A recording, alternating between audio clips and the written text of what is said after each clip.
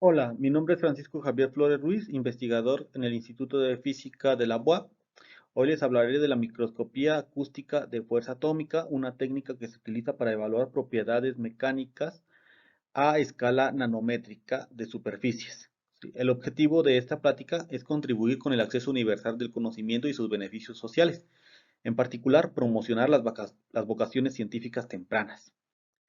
El microscopio que tenemos en el Instituto de Física es como el que se muestra a continuación en esta imagen. Es un microscopio de la marca Bruker, ¿sí?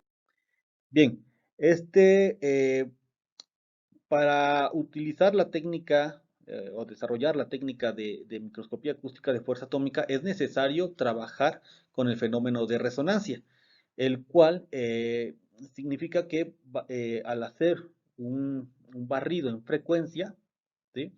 Vamos a poder obtener una amplitud máxima de nuestra sonda. Aquí utilizamos el, la sonda o el cantilever del microscopio de fuerza atómica, el cual está colocado sobre una base piezoeléctrica, ¿sí?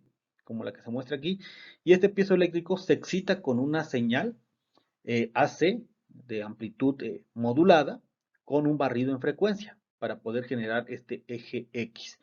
Entonces, una vez que se excita, lo que vamos a observar es un espectro como el que se muestra en línea azul aquí, y donde ocurren estos máximos de amplitud es donde están ubicados los picos de resonancia de esta sonda. Esta sonda está en vibración libre, es decir, no está haciendo contacto con ninguna superficie. Bien, eh, el- el- los modos de vibración, ¿sí? De esta sonda, pues podemos obtenerlos utilizando un software de modelado, y en este caso presento dos de estos modos, que son los modos de bending o modos flexurales. Uno que se ubica a 76.37 kHz y va a lucir como el que se muestra a continuación, como esta curva, este gráfico de desplazamientos. El segundo modo bending o flexural va a ocurrir a 484.62 kHz y va a lucir como es la figura que se muestra a continuación. Quien esté interesado en el modelado de estos modos resonantes puede consultar el siguiente artículo que fue publicado en el 2009 y que es de acceso libre, ¿sí? Bien, ahora este fenómeno de resonancia que tratamos en la diapositiva anterior, ahora lo vamos a llevar pero a una condición de contacto mecánico, es decir, la punta o la punta de nuestra sonda o de nuestro cantilever ahora va a entrar en contacto con una superficie que es nuestro material de interés del que queremos conocer sus propiedades mecánicas, ¿sí? Entonces, en el caso anterior, nosotros excitábamos el piezoeléctrico que soporta a la sonda. También se puede hacer en este tipo de experimentos, sin embargo, la resolución mejora muchísimo si en lugar de excitar por arriba, se excita por abajo utilizando un dispositivo piezoeléctrico. Así, la muestra de interés se va a colocar sobre este dispositivo piezoeléctrico y el dispositivo piezoeléctrico se va a excitar con una señal AC de amplitud modulada con variación en frecuencia, como se muestra a continuación, ¿sí? ¿Para qué nos va a servir esto? Bueno, si la punta de nuestra sonda está colocada, por ejemplo, en un material silicio, que tiene un módulo elástico más alto que el aluminio, y en consecuencia, debido a la relación de rigidez de contacto, E es el módulo de elasticidad y K es la rigidez de contacto, entonces la rigidez de contacto sí es proporcional a la frecuencia de resonancia en contacto de nuestro material.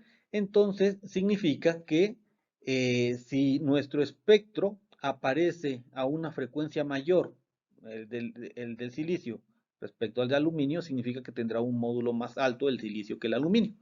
Vamos a obtener espectros como los que se muestran a continuación, ¿no? En este bosquejo. Si nosotros pues hacemos el experimento, vamos a obtener, nos paramos en algún punto del material, ya sea sobre silicio o sobre aluminio, vamos a obtener un espectro con estas características, donde van a aparecer las diferentes resonancias de contacto de nuestro sistema punta muestra. Estas variaciones entre el aluminio y el silicio van a tener decenas de kilohertz, de manera que es posible eh, hacer un seguimiento de cómo va variando estos espectros de resonancia. De manera que nosotros escogemos un rango en el que vamos a excitar nuestro piezoeléctrico con esa señal AC. Así, por ejemplo, aquí ocuparíamos un valor, por ejemplo, desde 2100, por ejemplo, hasta 2300 posiblemente, ¿no? Entre más acotado esté el barrido en resonancia, pues el espectro va a tener mayor resolución. Bien, ¿qué hay que tener en cuenta cuando se va a hacer este tipo de experimentos? Bueno, pues vamos a tener en cuenta las fuerzas involucradas en el sistema punta muestra. ¿Qué fuerzas van a estar involucradas? Bueno, vamos a tener fuerzas elásticas porque nuestro experimento va a ocurrir en el régimen elástico. Si nos pasáramos al régimen plástico, entonces ya tendríamos problemas porque vamos a tener deformaciones plásticas y eso no lo queremos porque estaríamos o dañando la muestra o dañando nuestra sonda, ¿sí? De manera que podría incluso pues reducirse el radio de contacto y en consecuencia la resolución lateral de nuestras mediciones. Otra de las fuerzas que vamos a tener, debemos tener en cuenta es la adhesión entre la punta de la muestra, así también como la fricción. ¿Por qué? Bueno, pues esto recordemos que está vibrando y entonces se está moviendo. Además, como veremos más adelante, bueno, esta sonda se va a empezar a desplazar sobre el material para poder hacer un mapeo. Entonces, también la fuerza de fricción juega un papel importante aquí y hay que tenerla en cuenta.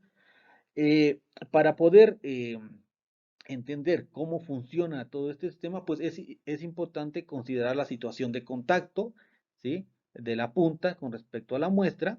Vamos a considerar un contacto tipo plano a través de esta relación, también lo podríamos considerar tipo esférico, ¿sí? Y en donde ocurre el contacto, vamos a poder hacer un cálculo analítico, si así lo queremos, eh, considerando resortes con constante K asterisco y K lateral, ¿sí? Que nos van a permitir emular el contacto mecánico. Bien, una vez que hacemos esta configuración, lo siguiente es explicar cómo procede el experimento. Bueno, el experimento procede de la siguiente forma. Tenemos la punta de nuestra sonda o de nuestro cantilever posicionada sobre algún punto de la superficie de nuestra muestra y lo que vamos a hacer es desplazar esta punta, ¿sí? De manera que vamos a empezar a hacer barridos en una cierta longitud y después vamos a continuar con esos barridos hasta formar un cuadro para obtener un área, ¿no? De exploración. ¿Cómo se va a comportar el espectro de amplitud y el espectro de fase? Bueno, en este caso vamos a, los diferentes colores eh, representan diferentes propiedades elásticas de nuestro material. Por ejemplo, podría ser un material compuesto con diferentes propiedades elásticas en la superficie del material. De manera que si nosotros nos empezamos a desplazar, también el pico de resonancia y el espectro de fase se van a estar desplazando. De manera que el barrido en frecuencia que vayamos a hacer debe ser tal que cubra todos estos posibles desplazamientos, ¿no? Entonces, nosotros vamos a continuar con nuestro barrido, el desplazamiento de nuestra sonda y vamos a estar obteniendo espectros de resonancia de esta forma. Para poder analizar posteriormente esos espectros, pues es importante almacenar esa información. Nosotros la almacenamos en una tarjeta de adquisición de datos de alta velocidad, ¿sí? Entonces, se están guardando continuamente y obviamente es un sistema sincronizado para poder estar almacenando estos datos. Una vez que hemos terminado el experimento, pues la condición que tenemos es esto, es un mallado con m por n píxeles, ¿sí? sobre un área. Usualmente los lados de este mallado es de aproximadamente una micra por una micra, de manera que tenemos una resolución espacial bastante alta, ¿no? Entonces, en cada uno de los cruces de este mallado, pues vamos a obtener un espectro de amplitud y uno de fase. Así, por ejemplo, si nosotros sacamos un perfil del área que hemos explorado, vamos a obtener espectros de resonancia como los que se ven aquí, ¿sí? Son espectros de resonancia o espectros de la señal de amplitud. Lo mismo ocurre para la fase, no se presenta aquí. Pero lo mismo ocurre, tenemos datos experimentales. Las líneas negras son datos experimentales que se tienen que analizar con un modelo apropiado dependiendo de la situación de contacto. El modelo más apropiado para analizar ese tipo de datos es el modelo de oscilador armónico simple, y este modelo de oscilador armónico simple se puede expresar a través de las siguientes ecuaciones, ¿sí? En particular, para el espectro de amplitud se ajusta esta ecuación.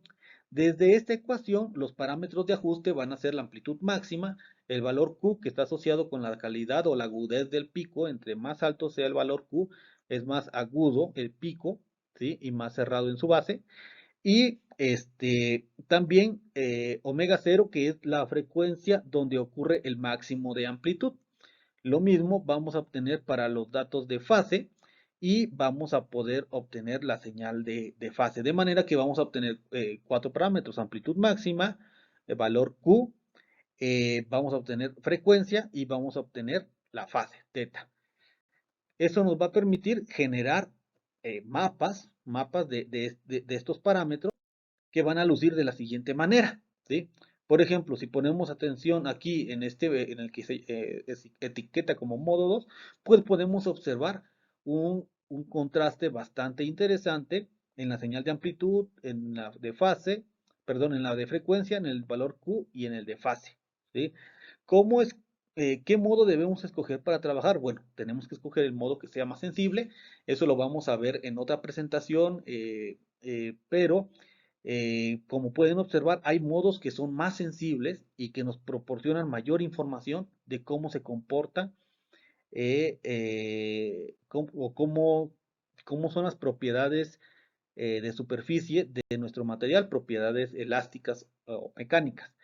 Ahora bien, a quienes estén más interesados en explorar las aplicaciones de esta técnica y entender cómo funciona, puede consultar este artículo que publicamos en el 2021. En particular, aplicamos la técnica para analizar un material biológico, pero la técnica originalmente surgió para caracterizar cerámicos, polímeros, metales, ¿sí? Entonces puede dar muy buena información de ese tipo de elementos o de ese tipo de materiales. Nosotros aquí lo aplicamos en un material biológico, ¿de acuerdo? Y bueno, pues en el siguiente video aprenderemos a elegir cuál es el modo o la frecuencia resonancia, resonante más adecuada para poder hacer mediciones de propiedades mecánicas a escala nanométrica. Gracias por su atención, es todo para este video.